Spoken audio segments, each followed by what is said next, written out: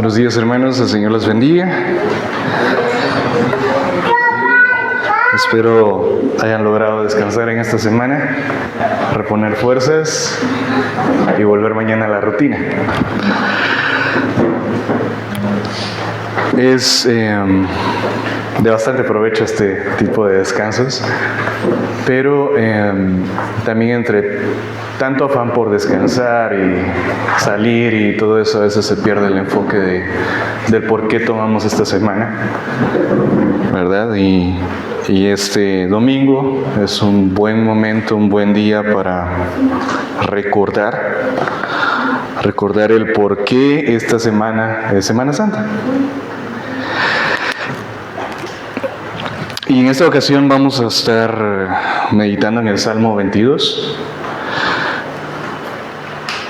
Y para introducir esta predicación, me gustaría que piensen conmigo en esto. Cuando ya conocemos al Señor, oramos, servimos, venimos a la iglesia, aún así hay semanas en las que nos hemos sentido completamente solos, algunos días, algunas situaciones aparentemente nos hacen experimentar soledad, angustia, como el creyente cuando mira su propio pecado o un fracaso moral o una situación económica difícil o una situación familiar difícil, y el creyente se puede preguntar, y tal vez alguno de ustedes se ha preguntado: ¿será que Dios está todavía conmigo?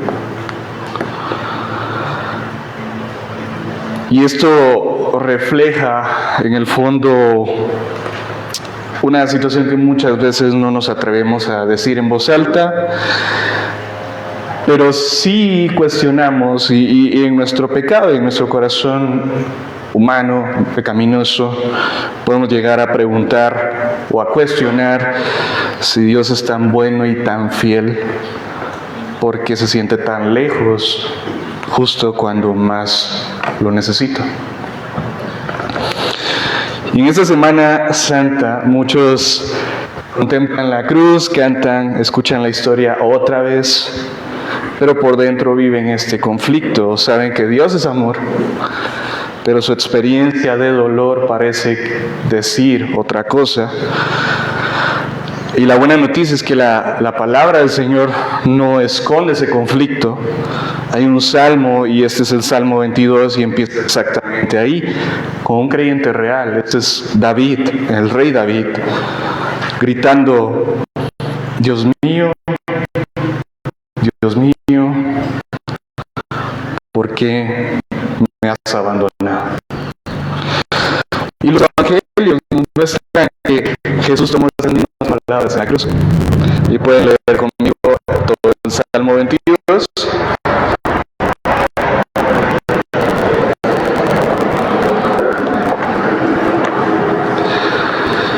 Desde el verso 1 dice lo que es parte también del Salmo para el director del coro sobre Ahelet Hazahar, Salmo de David. Dios mío, ¿por qué me has abandonado? ¿Por qué estás tan lejos de mi salvación y de las palabras de mi amor? Dios mío, de día clamo y no respondes, y de noche, pero no hay para mí reposo. Sin embargo, tú eres santo, que habitas entre las alabanzas de Israel. En ti confiaron nuestros padres, y tú los libraste. A ti clamaron y fueron librados. En ti confiaron y no fueron decepcionados. Pero yo soy gusano, y no hombre, oprobio de los hombres y despreciado del pueblo. Todos los que me ven de mí se burlan, hacen muecas con los labios, menean la cabeza diciendo: que se encomiende al Señor o a Jehová, que Él lo libre, que Él lo rescate, puesto que en Él se deleita. Porque tú me sacaste del seno materno, me hiciste confiar estando a los pechos de mi madre. A ti fui entregado desde mi nacimiento, desde el vientre de mi madre, tú eres mi Dios. No estés lejos de mí, porque la angustia está cerca, pues no hay nadie que ayude. Muchos toros me han rodeado, toros fuertes de Basán me han cercado. Ávidos abren su boca contra mí, como un león que despedaza y ruge. Soy derramado como agua y todos mis huesos están desconyuntados. Mi corazón es como cera, se derrite en medio de mis entrañas. Como un tiesto se ha sacado mi vigor, y la lengua se me pega al paladar. Me has puesto en el polvo de la muerte, porque perros me han rodeado, me han cercado cuadrilla de malhechores, me han horadado las manos y los pies. Puedo contar todos mis huesos. Ellos me miran, me observan, se reparten entre sí mis vestidos, y sobre mi ropa echan suertes. Pero tú, oh Señor, no estés lejos, fuerza mía, apresúrate a socorrerme. Libra mi alma de la espada, mi única vida de las garras del perro. Sálvame de la boca del león y de los cuernos de los búfalos, respóndeme. Hablaré de tu nombre a mis hermanos, en medio de la congregación te alabaré. Los que temen al Señor, alábenlo. Descendencia toda de Jacob, glorifíquenlo, témanlo, descendencia toda de Israel, porque Él no ha despreciado ni aborrecido la aflicción del angustiado, ni le ha escondido su rostro, sino que cuando clamó al Señor, lo escuchó. De ti viene mi alabanza en la gran congregación, mis votos cumpliré delante de los que le temen. Los pobres comerán y se saciarán, los que buscan al Señor lo alabarán. Viva para siempre el corazón de ustedes. Todos los términos de la tierra se acordarán y se volverán al Señor, y todas las familias de las naciones adorarán delante de ti, porque del Señor es el reino, y Él gobierna las naciones. Todas las grandes de la tierra, todos los grandes de la tierra comerán y adorarán, se postrarán ante Él todos los que descienden al polvo, aunque aquel que no puede conservar viva su alma, la posteridad le servirá. Esto se dirá del Señor hasta la generación venidera. Vendrán y anunciarán su justicia a un pueblo por nacer.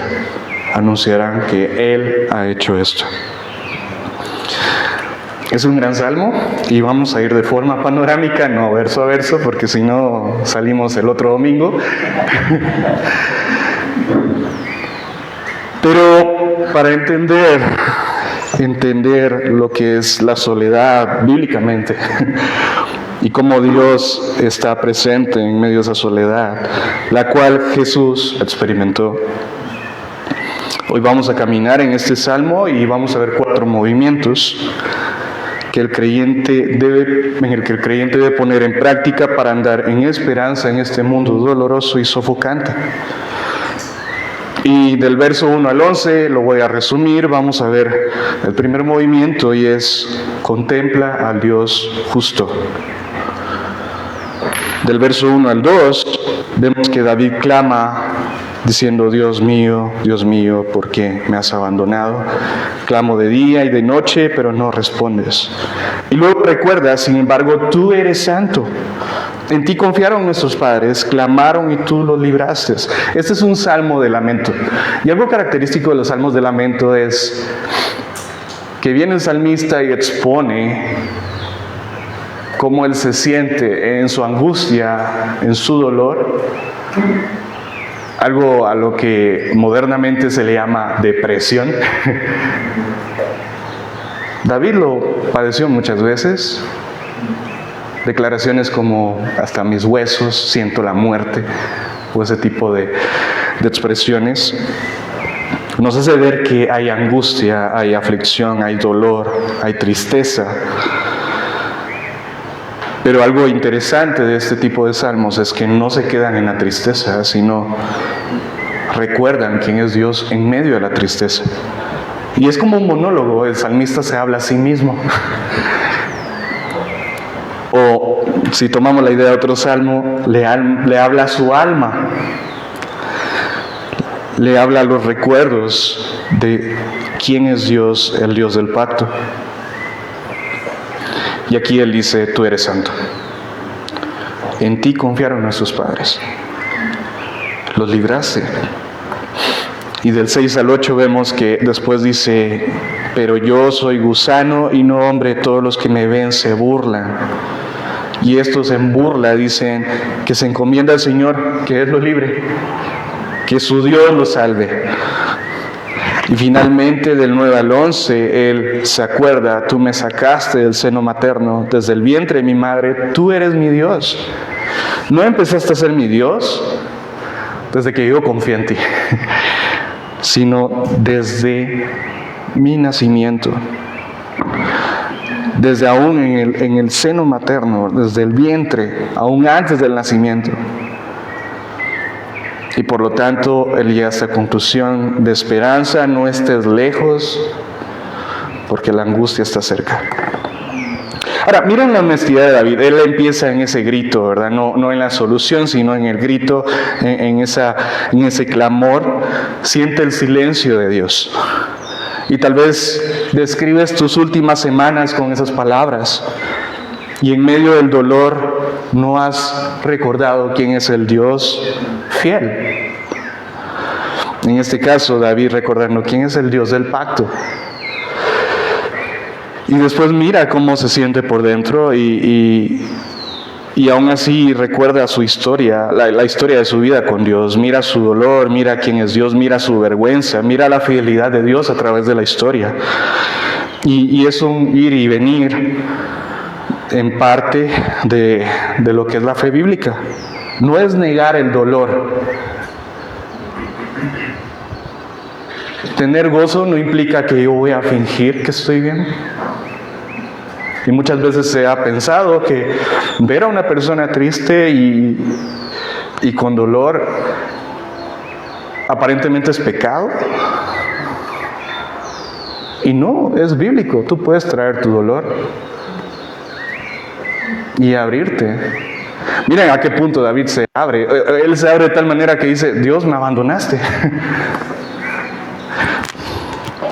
¿Se le olvidó la teología correcta a David acá? No, él está expresando su dolor. Es como él se siente. No es que eso esté sucediendo, es como él se siente.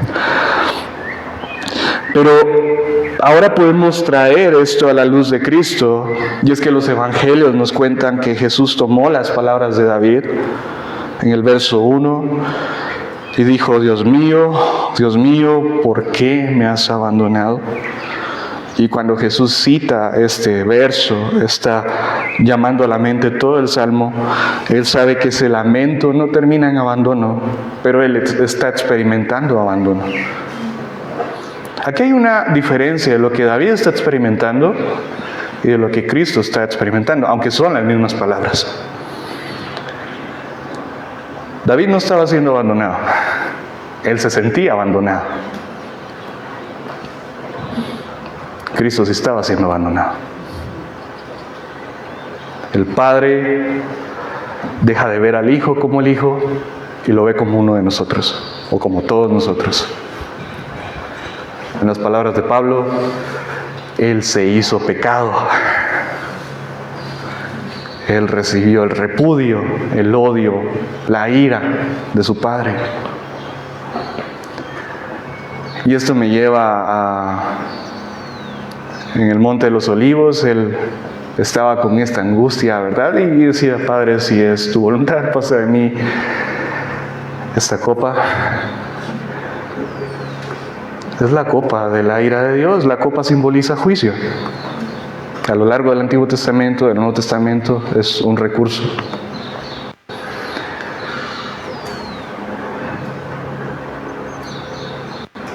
Y sabemos que Cristo es Dios. Y al saber que Cristo es Dios y conocerlo, nosotros entonces entendemos que Él entendía cuál era la ira de Dios. Hasta qué punto llegaba su propia ira. En su humanidad, Él expresa esto. Y en su humanidad, en la cruz, en medio del dolor, de los insultos, de todo lo que está narrando el Salmo en una parte, y lo vamos a ver más adelante otra vez, en medio de todo lo que está sucediendo, no solo está experimentando o sintiéndose abandonado, sino que Él está siendo abandonado. El Padre tenía que emitir juicio, su santo y pleno juicio e ira sobre su propio Hijo, a tal punto que lo deja de ver como su propio Hijo. Isaías dice que con todo Él quiso quebrantarle.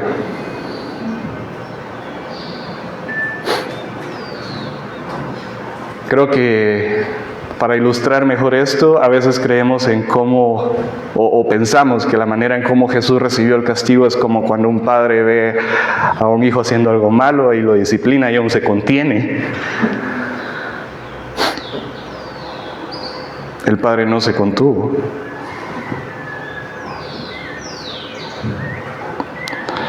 ¿Recuerdan todos esos versos donde dice que el rostro del Señor está contra el pecador todos los días?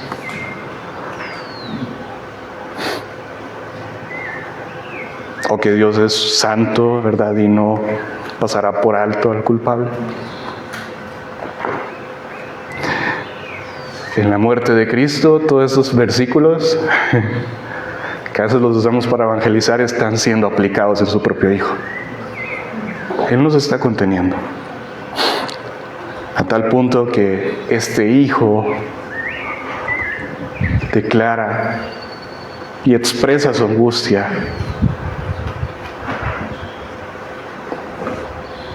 Sintiendo y viendo y experimentando el abandono.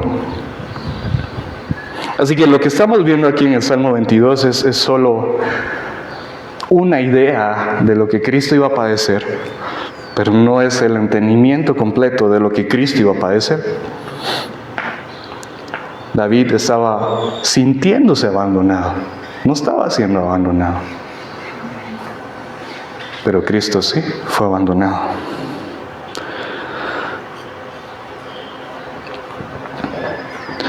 Así que David oró este salmo desde el sufrimiento, pero Cristo lo oró desde la cruz, desde un sufrimiento todavía más profundo en el cual Él está cargando nuestro pecado. Un sufrimiento que ninguno de nosotros, si hemos creído en Él, hemos experimentado ni vamos a experimentar,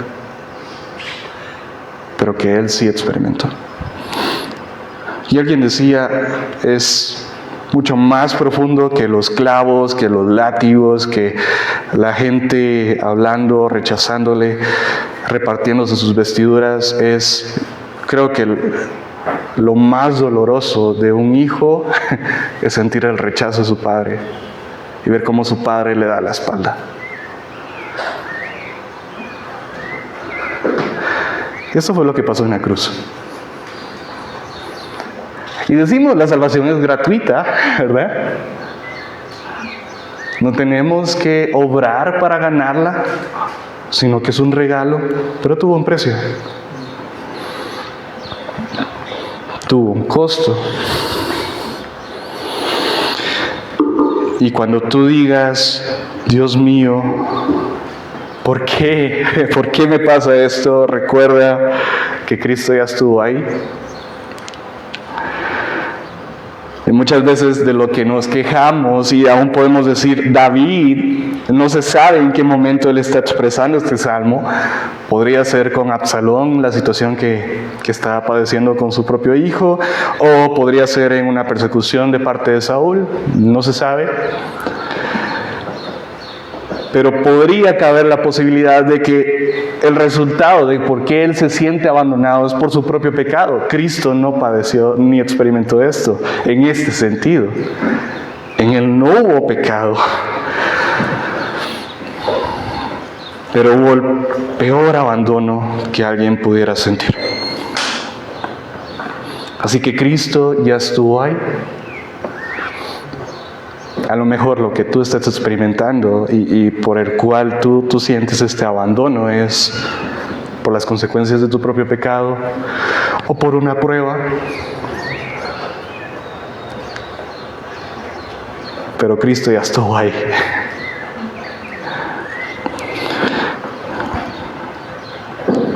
Así que permítete ser honesto delante del Señor. Él conoce tu sufrimiento. Háblalo. Exprésate. ¿Cómo tú te sientes? No es pecado ir delante del Señor. Lo que sí es pecaminoso es quedarte en ese sufrimiento y no reconocer quién es el Señor o el Dios al que estás acudiendo en tu aflicción. Y no leas tu sufrimiento y no leas a Dios desde tus circunstancias, sino lees de lo que Cristo ha experimentado. Creo que cuando vemos nuestras pruebas o incluso las consecuencias de nuestro propio pecado y somos atormentados, afligidos, deprimidos, creo que podemos ir a la cruz y ver a Cristo y ver cómo Él, no mereciendo lo que estaba sucediendo, experimentó aún mayor lo que estamos experimentando. Y aún eso se queda corto. Así que mira a Cristo, mira ese abandono de su Padre, pero contempla también al Dios justo en medio de tus circunstancias. En nuestro pecado nosotros merecemos todo lo que nos pueda pasar. Cristo no lo merecía. Y el Dios que le dio la espalda a Él es nuestro Dios, y a Él no nos ha dado la espalda. A nosotros no nos ha dado la espalda. Y esto nos lleva al segundo movimiento, que es contempla al justo sufriente, del verso 12 al 18. En el verso 12 al 13 vemos a David que dice que muchos toros fuertes lo rodean, toros de Basán, y abren contra él su boca como un león que despedaza y ruge. Del 14 al 15 vemos que él se siente derramado como agua, con los huesos desconyuntados, el corazón derretido, la fuerza seca, la lengua pegada al paladar.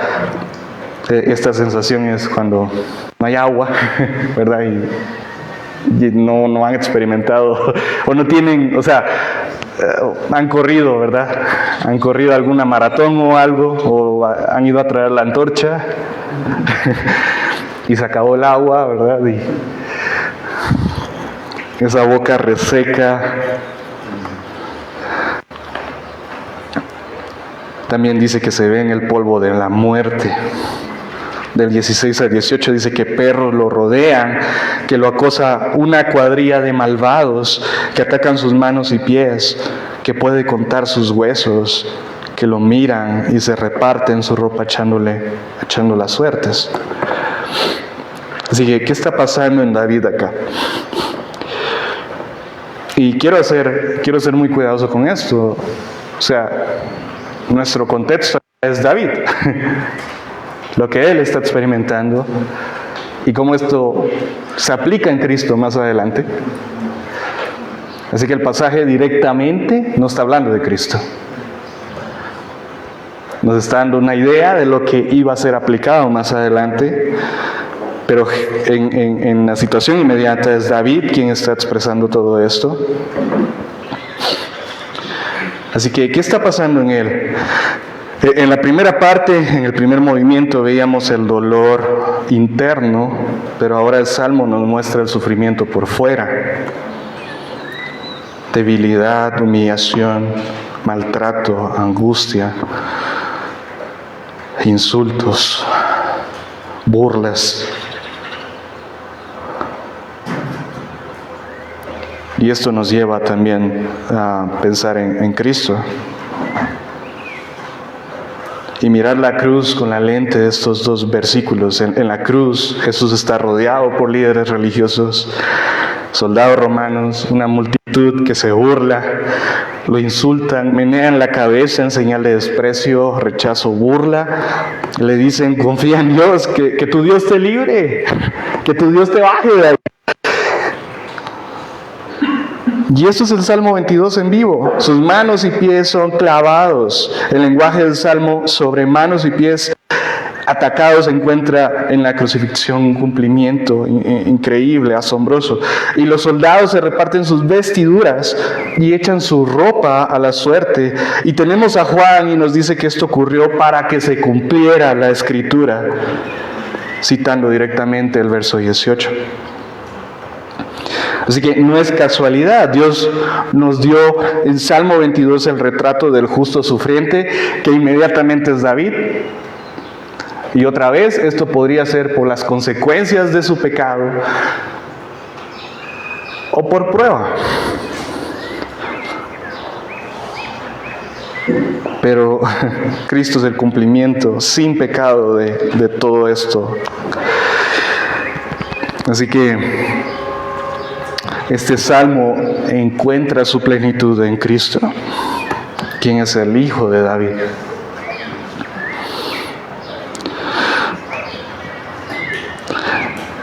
Si estás sufriendo, recuerda al siervo sufriente, el que sufrió de una manera que no te puedes imaginar.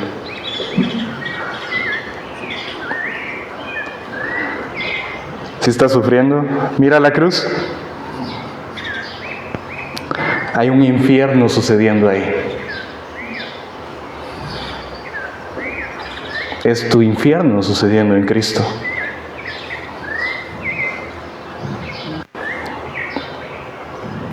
¿Recuerdan lo que es el infierno? Es bien fácil enfocarse en fuego, ¿verdad? El gusano que no. ¿Pero qué es el infierno?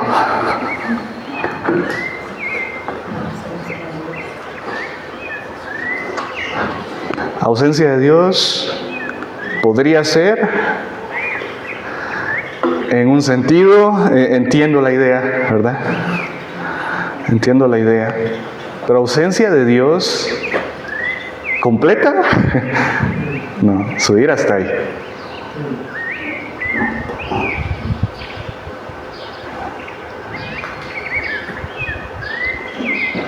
Pero el infierno es básicamente separación.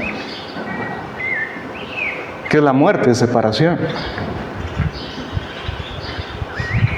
Pero separación definitiva es el infierno.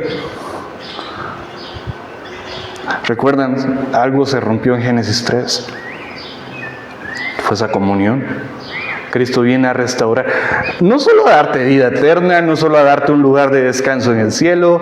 Es bien fácil enfocarse en todos sus beneficios, pero lo que vino Cristo a restaurar es tu comunión con Dios, la cual no se puede experimentar en el infierno.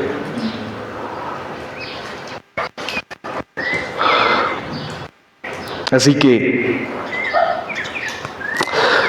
si estás siendo afectado por algún tipo de sufrimiento, mira la cruz. Tu sufrimiento no se compara a lo que está sucediendo ahí.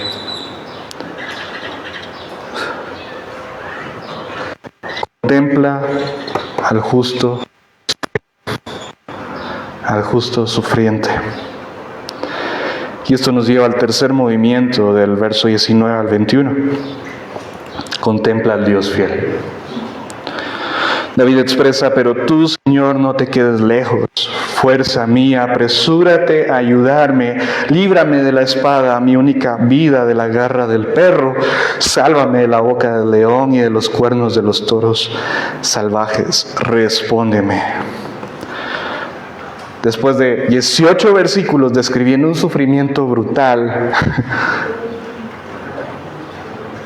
y no es que el dolor desaparezca de golpe, es que David cambia su enfoque en el Salmo. Y ese cambio nos enseña muchísimo, esos peros. Pero tú, fíjate cómo empieza, pero tú, Señor.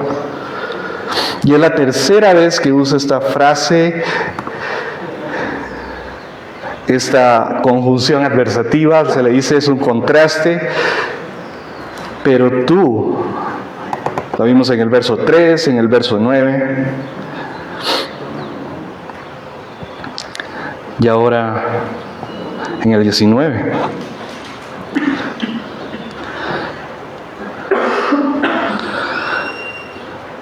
¿Y qué significa? Después de mirar todo su dolor, después de describir lo indefenso que está, levanta la mirada y dice, pero tú eres diferente. No dice, pero mis enemigos se irán, yo encontré fuerzas, yo soy más fuerte, tuve ahí algo de automotivación para salir de la... No. Pero tú, Señor, todo depende del Señor. Es como si dijera, si todo está mal, pero tú estás ahí. Tú eres mi refugio. Tal vez las cosas no cambien. O tal vez sí. Pero tú eres mi refugio. Y llama a Dios por dos nombres que no se nota mucho en la traducción. Pero una es fuerza mía. Él no es un Dios lejano, es su fuerza personal.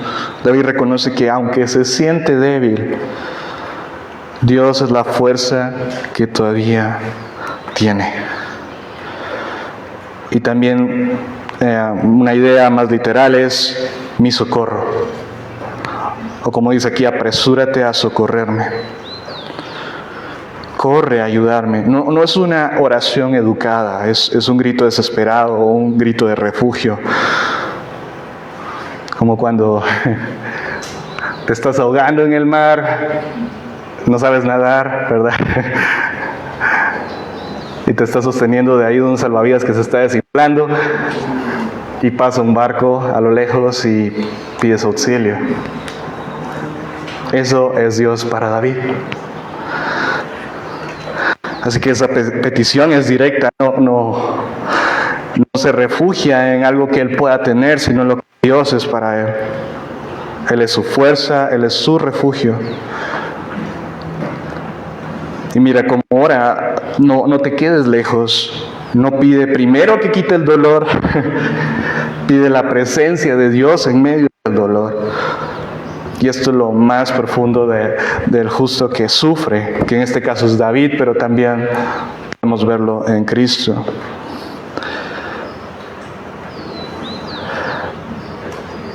Líbrame de la espada, mi única vida del poder del perro, la espada, la muerte violenta. Y el perro es ese animal sucio y agresivo. Y ya casi lo tiene a David en sus garras. Sálvame de la boca del león y de los cuernos de los búfalos. Retoma las imágenes de los versos 12 y 13, pero ahora no las describe como amenazas, sino como objetivo específico de su oración. Y es una oración con sabiduría, entonces él pide que Dios tome lo que ya conoce y lo convierte en una petición. Él ya se expresó. Él ya habló de su dolor, ya habló de su situación. Y ahora va a su refugio y lleva todo esto que ha expresado a ese refugio. Y este refugio es Dios mismo. Y termina con este grito en esta sección, respóndeme. O una traducción también sería, contéstame. Hay silencio. ¿Recuerdan? Abandono. Sensación de abandono al inicio. Y esto persiste. Entonces todo el Salmo se condensa en esas palabras. No pide ya describir el problema, eso ya lo hizo, pide una respuesta al problema. Y aquí está lo clave, muchos ven en este respóndeme el punto de inflexión del Salmo. Justo después en el verso 22 empieza la alabanza. Hablaré de tu nombre a mis hermanos. ¿Ya resolvió el problema el Señor? ¿Ya solucionó su vida? ¿Quitó el sufrimiento? Pero ya hay alabanza.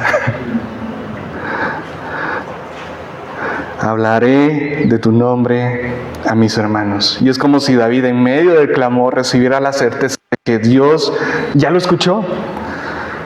Aunque haya esa sensación de abandono, Dios ya lo escuchó. Me recuerda esto a Primera de Pedro, donde Pedro le dice a la iglesia, el Señor, la idea es acerca su oído al justo y está atento a sus oraciones. Pero bienaventurados si sufren.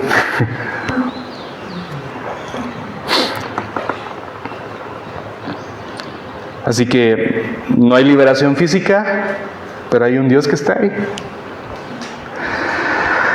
Y aunque en Cristo está experimentando ese abandono, algo interesante es que Él declara, Dios mío, Dios sigue siendo su Dios. Dios sigue siendo su Dios.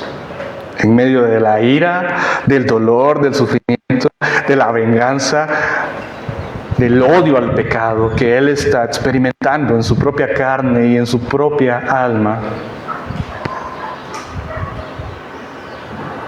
Dios sigue siendo su Dios.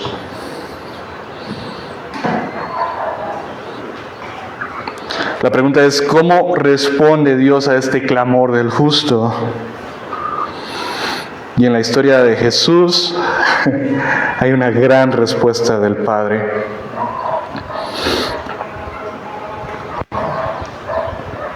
Y es lo que estamos celebrando hoy.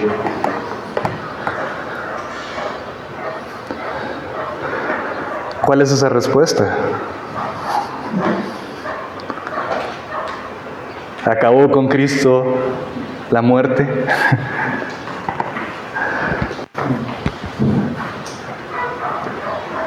Cristo resucitó.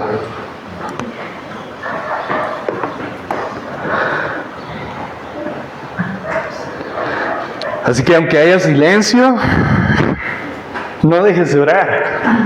Clama y entiende quién es tu Dios y que Él sigue siendo tu refugio. Y entonces también considera esa tumba vacía como la gran respuesta de Dios al sufrimiento, a ese dolor, a esa muerte. Y encuentra esperanza en esto. Y esto nos lleva al cuarto movimiento en el Salmo del 22 al 31, que es contempla al Dios soberano. Verso 22 al 24, David promete anunciar el nombre de Dios a sus hermanos y alabarlo en la congregación. Llama a los que temen al Señor a alabarlo, porque Dios no ha despreciado la aflicción del angustiado, sino que lo escuchó cuando clamó. Dice que su alabanza será en la congregación, que cumplirá sus votos, que los afligidos comerán y se saciarán, y los que buscan al Señor lo alabarán. Del 27 al 28 vemos que afirma que todos los términos de la tierra se acordarán del Señor y se volverán a Él. Y que todas las familias de las naciones lo adorarán, porque el reino es del Señor.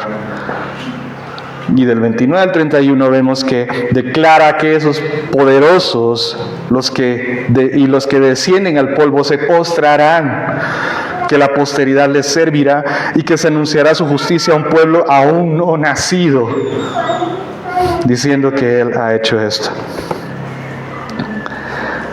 Así que hay un contraste. ¿Recuerda cómo empezó el Salmo?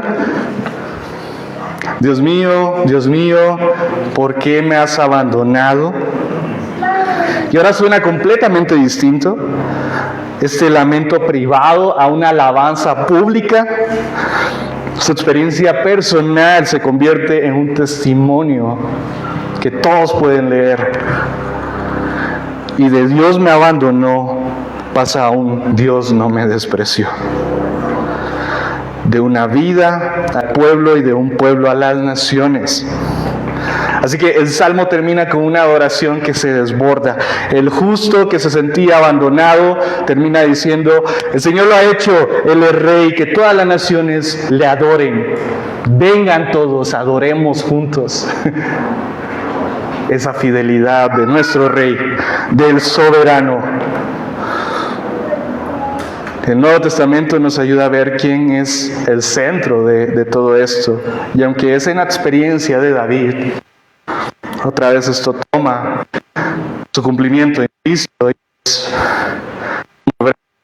Por ejemplo, toma el versículo 22 y lo pone en la boca de Jesús resucitado, diciendo que Él declara el nombre de Dios a sus hermanos y que canta en medio de la congregación. La visión aquí es de todas las familias de las naciones. ¿Recuerdan también el pacto abrámico o cuál es la promesa que Dios le da a Abraham? De tu simiente serán benditas todas las naciones, o todas las familias, creo que es otra versión, de la tierra.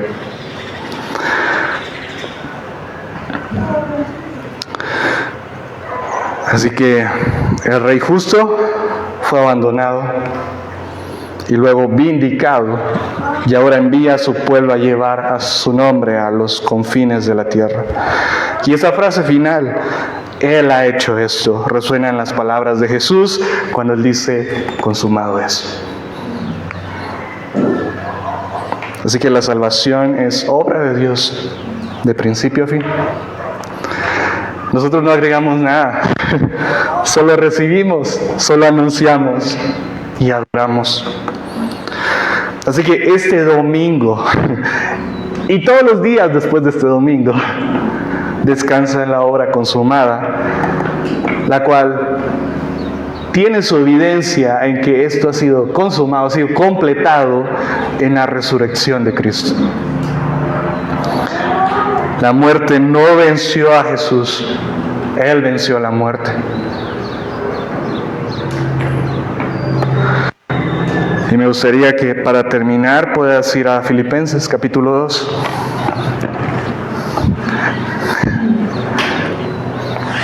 Que es un tipo de Salmo 22 condensado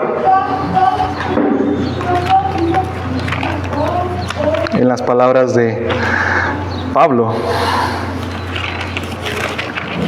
Filipenses capítulo 2 del verso 6 en adelante.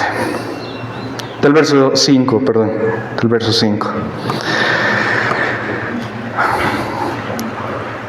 Haya pues en ustedes esta actitud que hubo también en Cristo Jesús, el cual, aunque existía en forma de Dios, una idea es, aunque era Dios,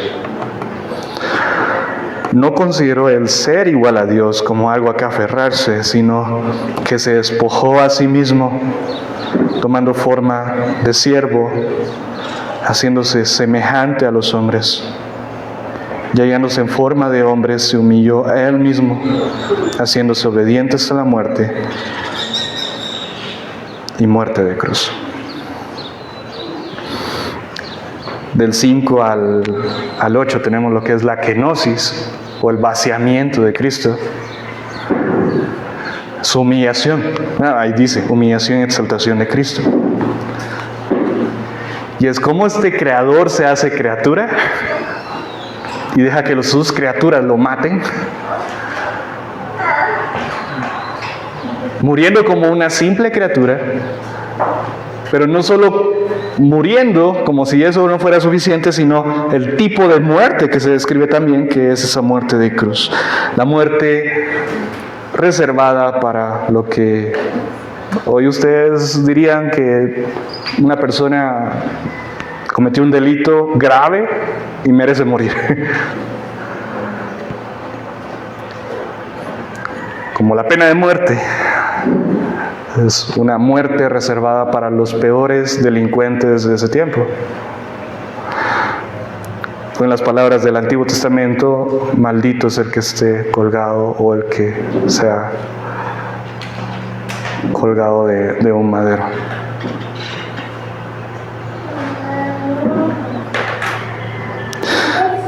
Esto es lo que Cristo experimentó. La más grande de las humillaciones. Cuando estés sufriendo, te invito a leer este pasaje.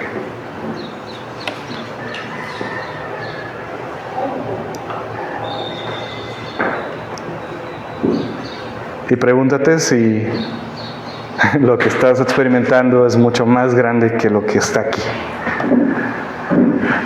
Y obviamente no es el caso, entonces puedes encontrar refugio en que experimentó, ¿verdad? Como lo dice Isaías, el que fue experimentado en dolores.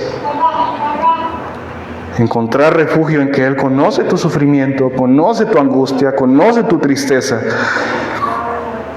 La vivió.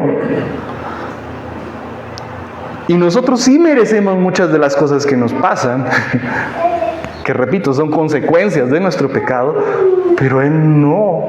Ahí dice semejante a los hombres, no igual. Él no tuvo pecado. Y tuvo la peor de las muertes, el Creador dejándose a matar por sus criaturas.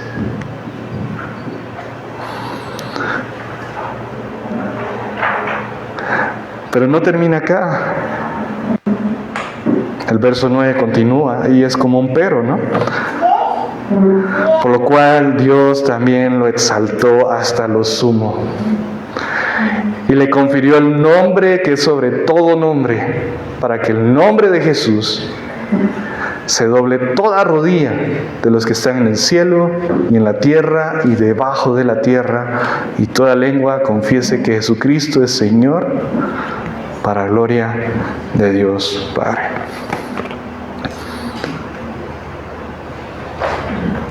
Tenemos a Pablo haciendo lo mismo que hace David al final del Salmo, y es: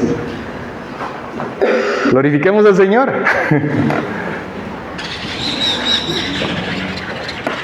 Ha resucitado. Pasó el peor de los sufrimientos, el más horrible de los dolores, ¿verdad? Lo experimentó. En la tumba no lo contuvo, sino que resucitó. Y no solo resucitó, sino que ascendió y volverá. El Señor volverá. Así que mi invitación ahora es: ese mundo es un mundo de dolores. Y va a traer sufrimiento. Y va a traer dolor. Y va a traer angustia muchas veces. La pregunta aquí es: si no estás en Cristo porque sabes que vas a sufrir, lo siento, ya vas a sufrir. Este mundo es malvado. Es un mundo depravado, horrible. Cristo venció al mundo. Y Él nos da su paz. Así que, si crees que tener una vida de creyente te va a hacer sufrir más, a lo mejor sí. ¿Verdad? No es que tus problemas no se van a solucionar. No es como que te volvés cristiano y ahora Hakuna Matata, ¿verdad? Y todo. No. Hay más clavos, hay más problemas. De hecho, estamos en este mundo para sufrir. La diferencia es que, bueno, de hecho, no hay diferencia. Si estás en este mundo, seas creyente o no seas creyente, vas a sufrir. Vas a sufrir. Es parte de este mundo sufrir. La diferencia es que si eres creyente, tienes refugio, tienes fortaleza, tienes consuelo. Pero si no tienes a Cristo, no tienes nada de esto y solo te queda el sufrimiento, el dolor y la angustia.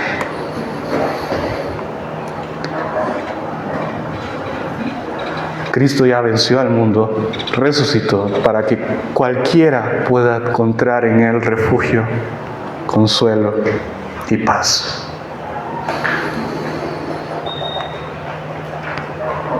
Y te pregunto, ¿has encontrado ese consuelo, refugio y paz en Cristo?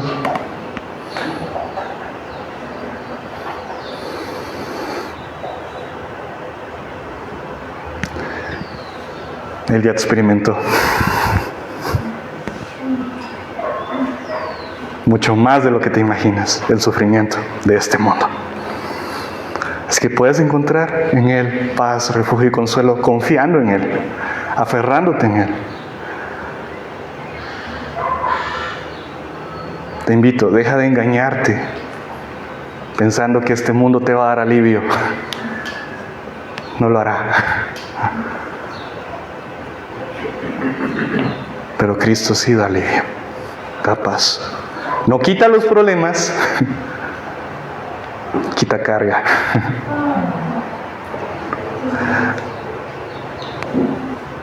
Y todo esto es gracias a que Él ha resucitado. Padre, te damos gracias en esta mañana por la oportunidad que nos has dado de reflexionar en este salmo, tanto lo que David estuvo experimentando como también su cumplimiento pleno en Cristo. Y gracias por esa esperanza que trae la resurrección. Si Cristo no hubiera resucitado, como lo dice Pablo, todo esto sería en vano, Señor. Nuestra fe es vana. Somos dignos de conmiseración. Pero sabemos que Él resucitó. Él venció a la muerte. Él pisoteó a esa serpiente. De Génesis 3. Y Señor, te pedimos que nos ayudes a vivir conforme a esa resurrección. Ayúdanos a entender que si hemos creído en Cristo, hemos resucitado con Él. Y por lo tanto, nuestra vida debe ser contraria a este mundo. Ayúdanos a seguir perseverando, ayúdanos a seguir teniendo alivio y consuelo en el mayor siervo sufriente. En medio de nuestro dolor, en medio de nuestra angustia, aún las consecuencias de nuestro propio pecado o las pruebas que tú permites, recordamos que Cristo padeció de una manera tan profunda y tan horrible que no se compara a lo que nosotros estamos experimentando. Ayúdanos, Señor, a tener consuelo en esto.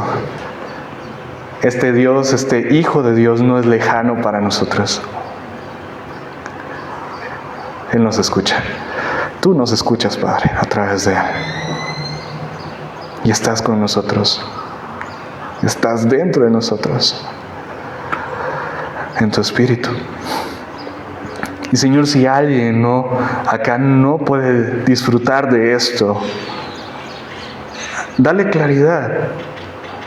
Que el Evangelio pueda ablandar ese corazón.